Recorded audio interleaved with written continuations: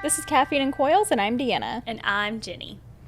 All right, Deanna, tell me something good. What's new with you? I don't know if I mentioned this already, but I got an actual cold plunge tub.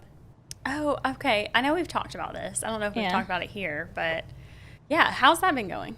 It's good. It's insulated, so it keeps the water colder longer. I have to add my frozen water bottles less often. So, do you just leave the water in it, or do you have to dump it every time? I do, but I clean it out like every few weeks Okay. because it does. I mean, it's kind of gross. And how many cold plunges a week? I aim for 2, Okay. How long each time? 5 or 6 minutes. I'm trying to get 11 minutes a week is my goal. Is there like some like formula to the 11 minutes being like the ticket? Yeah. Yeah. There's like Really? research. It's research based. So the other day I did it with music on. I was listening to music because I thought that might help the time pass, and it did not. Because when I'm not listening to music, I can like just kind of zone out, and then the time's almost up. But when I was listening to the music, I was like, this song isn't over yet, so that means like this 4 minutes section of it or whatever isn't over yet. And so I was just kind of like focusing more on The time. Whenever I am like working out or running or something, typically I'll do it in the morning and I'll call someone like my sister or my brother-in-law or somebody to talk. And I'm always like, I always tell them, I'm like, y'all need to do most of the talking because I don't want to hear myself breathe, but I also can't really talk to you Yeah. either. So I totally get that. If I'm going to do cardio or something, I'll usually put on like a YouTube video. Yeah, I need something to distract Yeah. me so I can't hear myself breathing. All right, so what's our hot topic for the day? Our hot topic today is career development for technicians. Oh, okay, this ought to be good. Yeah. Okay. So I did a little bit of research, and I also asked some of our own what their advice was, so we'll go through that. But first I'll say that the rate of growth for HVAC technicians is double what the U.S. average is for other careers. So the rate of growth is 6%. Oh, The average is 3%, so that's really good. Yeah, well, that's really good news for, I mean, like all of our owners and things that are struggling to find good technicians, because it sounds like we're going to have an influx of Yeah. people, which is great because we know that the trades, the labor gap in the trades is huge. So, Yeah, it's growing. So, there's a few different specializations. So, some technicians can specialize in installation, maintenance and repair, commercial or residential, refrigeration. There's also HVAC engineers, and you can become an HVAC instructor. So the typical career path, you would begin by completing an HVAC program at a trade school or a tech school. And also you're going to want to check for your state's regulations as far as licensing and things like that are concerned. But then after a while, you can shift your experience or leverage your experience to shift into leadership opportunities. So you can get into supervisory roles such as supervisor or service manager, project managers, technical estimators, service dispatchers. You can even transition into sales roles if that's something that interests you. And of course, entrepreneurship, which a lot of people do. They wind up going off and starting their own HVAC business, which is great. I think if we look around Mingledorf's right now, we look at our salesmen, we look at some of our guys in tech services, we look at some of our people in marketing. I mean, in every aspect of almost every department within our own organization, we have former technicians on staff. So I think there's so many different opportunities and avenues for you to take in this industry that it's just interesting to see. Like, some people start off as service technicians. A lot of people, I think, in this industry have started off in service technicians or technician roles of any sort, and have kind of transitioned into furthering their career, kind of just wherever it has taken them, which is cool. Yeah, I like that. It's so you can grow into it so much. Yeah. There's so much that you can do when you become an HVAC technician. There's so much that you can do later on down the road. It's not just limited to being on the contracting side. Like, plenty of these people go to work for manufacturers or distributors. I mean, there's so many different opportunities or, manufacturers reps and go into the sales side of things. So there's a lot of different avenues to take. Yeah, and I think it's great because there's a place for you whether or not you're a super technical person or if you're more of a sales type of person, like those are different personalities. Yeah, so yeah. There's really room for everybody in the industry when you start off that way. So I think that's great. So as far as empowering technicians to grow, one of the things that's highly recommended is service update classes. So Shameless plug. if you're not going to those, you should be. And if you're not sure when they are, you can go to heatcool.com and get a list of when our service update classes are. Also, you can get NATE certified, which kind of gives you a leg up in certain parts of the country. Some I've heard that some employers care less about it than others, but it could give you a leg up as far as maybe potentially making more money or, asking for a raise or getting a job at a different company if you wanted to do that. And then EPA certification is also something that we offer, which every technician that's handling refrigerant will need, but apparently not every technician handles refrigerant, from what I learned. I thought they were all doing it, but yeah. Yeah, fun fact, Deanna and I are EPA certified. We took that class last summer, so we feel y'all's pain on how technical that test is. Yeah, it was so much harder than I expected. I really thought doing the practice test was going to just seal the deal for me, but it helped for sure. But I read through the study guide about 17 million times, so I felt like by the time I took the test, I knew a lot of that by like the back of my hand. So, but I learned a lot too through that. So it was kind of good. It was really good timing too with all the A2L changes and different things like that. So we could really learn more about that too. Yeah, you did a lot more reading, I think, than I did. I took the gambling approach. That is fundamentally who we are as people. All my cards on the fact that the test is going to be just like the practice test. That's what I did. And I still passed, but I definitely could have done better if I did more study. So I asked around our tech service managers and even our prior HVAC technician and marketing, Austin, for some tips. So here's what they said. So Stephen Simmons out of the Southwest District said, remember that it's going to be hard for the first couple of years. Put in overtime because this will help you see more and learn more. Write down your findings, so pressures, temperatures, amps, voltages, etc. for different jobs so that you can build a database to help you determine what is normal and something you can relate back to. Gather this information on machines during maintenance so that when it breaks, you can compare the broken info to the info you previously recorded. So just kind of like learning different troubleshooting data. Seasoned technicians are going to gatekeep information and tease/haze you until you prove yourself. Okay. Then afterwards, they will release the information. Which was something that I talked about with my husband because my husband's a welder.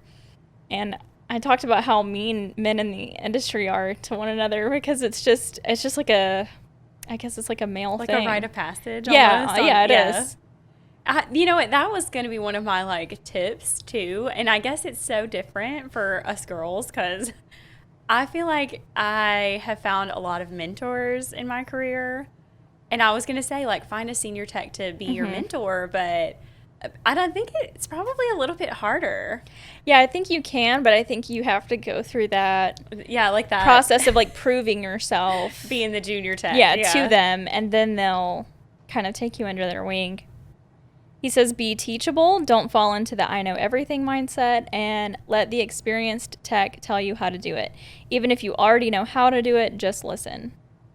And I've kind of run into that myself sometimes where I think to myself, I already know how to do something within my job, but actually listening to and learning other people's ways of doing things can maybe give you a new outlook or give you a new process that you can follow. I think that's good life advice. Just be teachable all the time. Just be teachable because I know, like, I've been doing the job that I'm in for quite a while now, but I still feel like when I'm around peers that are doing the same thing, like, I learn so much from them just based off of what they're doing differently Yeah. than we are. So, I like, watching others and seeing Yeah. how they do things because, like I said, I mean, you might learn something that you never even knew before. I think, too, it's important to stay teachable because things are constantly changing. I mean, think about, the equipment. Oh, yeah, totally. And the refrigerant and all of the changes that we've had in the last 3 to 5 years that are still happening and still coming. So That is one thing about this industry in general, but especially for technicians, is everything is changing so often that you really have to stay on your continuing education and learning and just staying open to things changing because you don't have a yeah, choice. you don't want to get left behind. Yeah. And then harkening back to our health and hydration episode, he says, remember to look out for your body. Drink loads of water and don't do anything you think may hurt your back. If the compressor is heavy, get assistance moving it. That's really good advice. I mean, I think it's just so easy for the guys to get caught up working and forget to drink water, and then they're in trouble before they know it. So definitely something to pay attention to. Yes, definitely.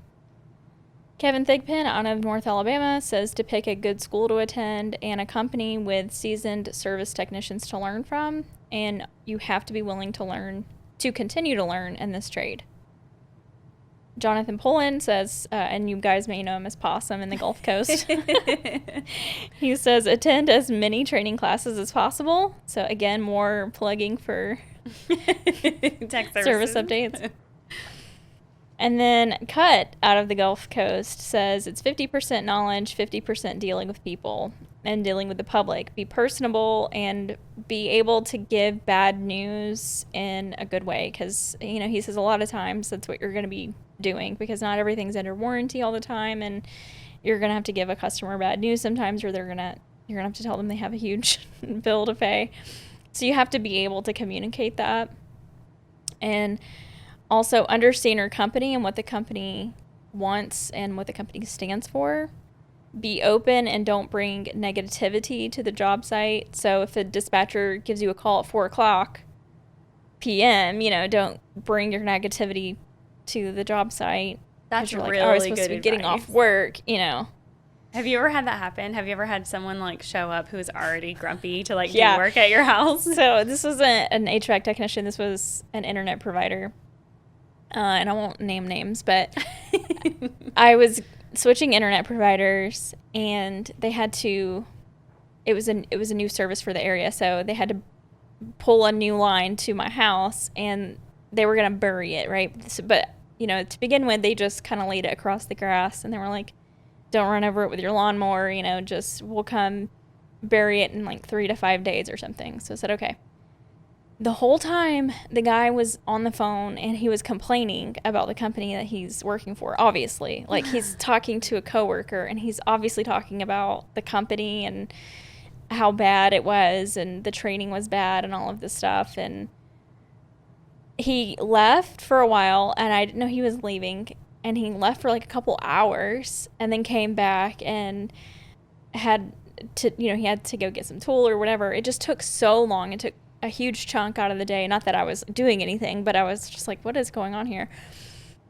And then he leaves and, the 3 to 5 days passes. They don't come bury the line.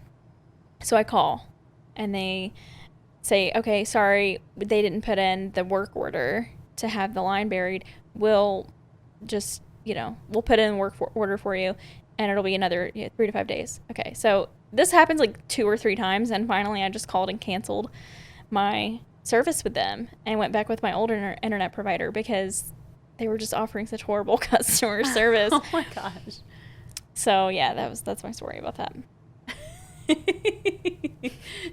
It is never a good look if you show up to someone's house though and you're complaining about the company that you work for. Yeah, I know. I was like, I mean, not now obviously, but I'm like, okay, I can kind of relate, but you should probably not be talking about this in front of customers. Yeah, for sure. And it just, the whole thing was a bad look, honestly. And then from Austin, who's a graphic designer here at Mingledorff's in the marketing department. He's a graphic design manager, actually.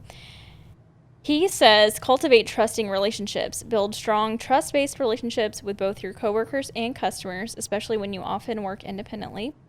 Verify, don't assume. Always test and confirm your findings before making any judgment calls. Never rely on assumptions.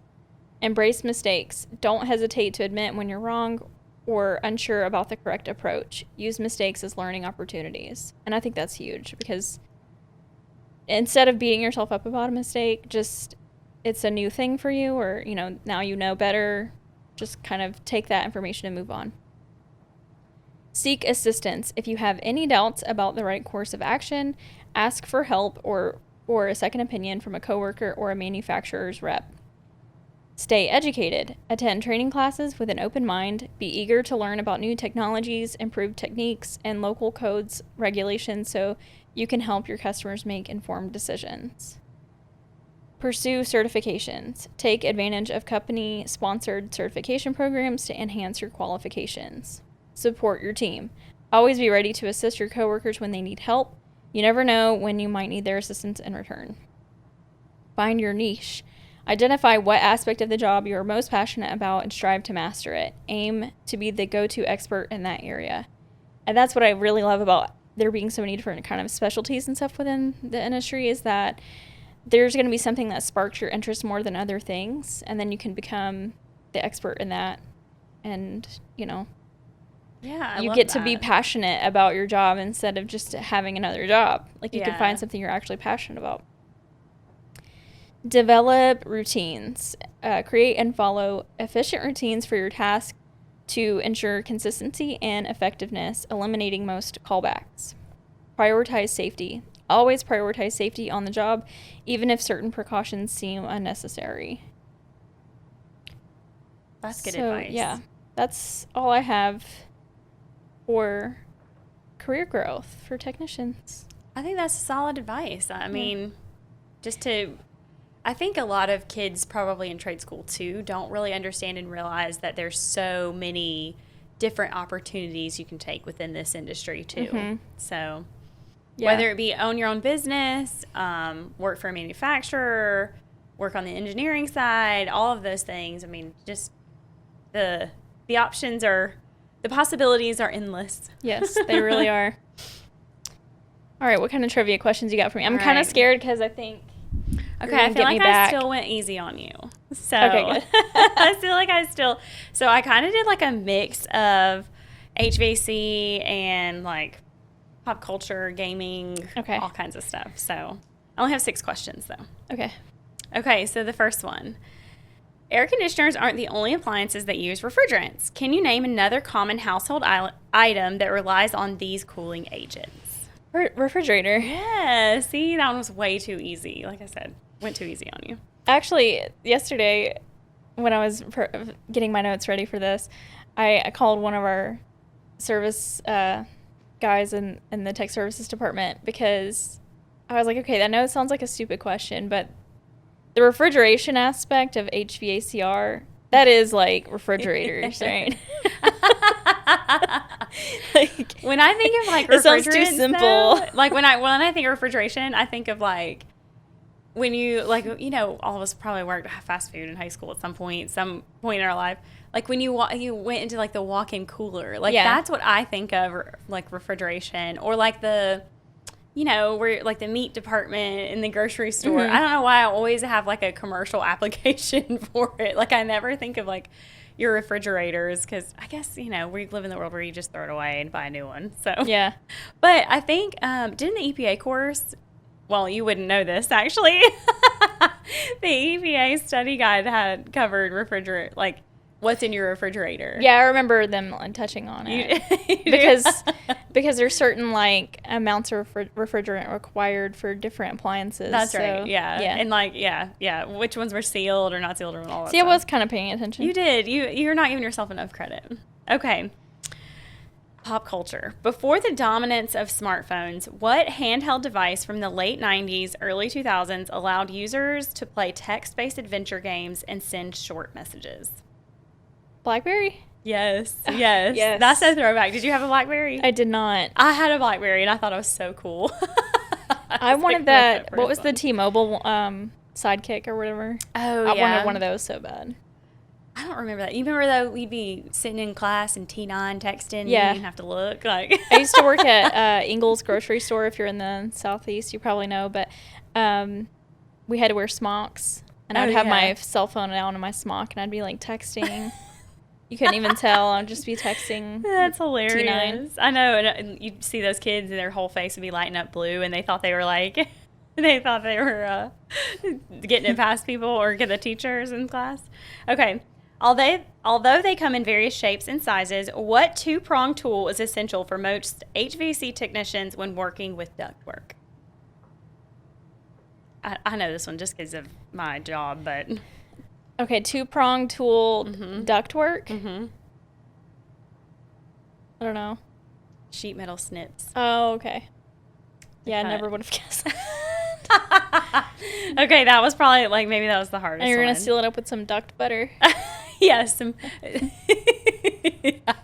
If you haven't listened to that episode, that episode was just like Caffeine Coils gold. So Yeah. go back and find the HVAC, what is it, acronyms? Yeah, acronyms. Yeah, the acronym episode is like was gold. Okay. Many video games offer subtle clues within their code or design. What is the term for these hidden messages or references developers include for eagle-eyed players to discover? Easter eggs. Oh my gosh, how did you know that? Are you a gamer? Yeah. Wait, you are? Oh my gosh, I Yeah. did not know that about you. I'm like recent gamer / non-gamer because when you have little kids, they all like, you know, he's at that age where he's like getting into video games and stuff. So I feel like I'm learning to play video games right alongside him. I'm more of a retired gamer, but I do kind of think about it from time to time about going back to it. Okay, the Switch is really fun. The Nintendo Switch I've thought is about really getting fun. a Switch, yeah. Yeah, me and Gatlin will play sometimes, even if Jensen's not home. Yeah. We'll play together. Reigning Brown family Mario Kart champion, so can't be beat at Mario Kart. A few years ago, like when I was in college, I was obsessed with playing Skyrim. We don't have that one. I don't know that one. I'm not familiar. It was really fun. I can't believe how much time I'd play it. Actually, Minecraft is really fun too. Like I've really enjoyed playing Minecraft on Xbox too. So, anyways, okay, number 5. While most HVAC systems are electric, some furnaces still utilize another source of energy. What fuel source might you find in an older furnace that requires a yearly inspection for safety? Gas? Yeah, natural gas. Yeah. I was gonna say, I feel like this one was kind of like tricky. I'm kind of scared because I do have a gas furnace and I definitely don't get yearly inspections. I know. I was thinking the exact same thing when I did this. I was like, I wonder when the last time that was inspected. I mean, I feel like, I don't know. We had a weird occurrence. You know, we have the Ecobee thermostats, and my husband has just like a fun car, his Heads Cam Camaro, and I opened both doors, like the garage door and the front door, at the same time when he had started it up in the garage. And I guess it like sucked in some of the fumes. And so all the Ecobee thermostats, like both the upstairs and downstairs, were like alerting me like open doors and windows, like indoor air quality alert, like all this stuff. And I kind of panicked because I was like, what if the gas is, you know, leaking into the house or whatever? And I kind of panicked, and I had my guy come out and check it, and he was like, that's definitely what happened. Because the carbon monoxide alarms never went off. Yeah. But the thermostat picked it up before the alarms did. And That's I was like, interesting. Wow. Yeah.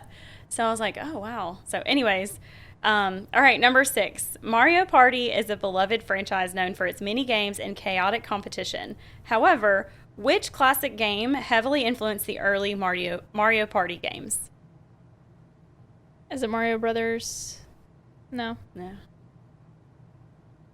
What is it? Monopoly. Have you Oh, played Mario Party? have We not. just got Mario Party a few weeks ago, so it's really fun. But it is chaotic is the word, and it's like it's a commitment because you have to have like 10 minutes per turn or something. So it's like the shortest one is like a 30-minute game, and you're like, whew, that's a lot. Yeah, So. back when you had the Nintendos that you had to blow in every once in a while. The 64 or just the regular Nintendo? No, I had a Super Nintendo actually, but my mom bought these like cheat code books basically that would tell you like where all this special stuff was and how to get when you're doing the what's it called? Like where you're you get to that point where you're playing that like gambling game where the things are ticking up. I can't remember what that's called. I can't remember what that's called either. Wow, that's anyway. It was like how to get all, like get it perfect. Like it was. You know what we call that now? YouTube. I know. YouTube has all the cheats. My niece came over and played Mario Kart with us, and she beat me. And I'm like, how are you doing this? And then she was like, I'll send you a TikTok later. And like, she sent me like a TikTok. And after I leave, after I continue beating you. After I spank you, like, I'm going to send you the cheats. So I was like, oh, of course you know that, Gen Z. Like, all right. Well, that's all I have for today. Okay, great. Don't forget to rate, review, and subscribe.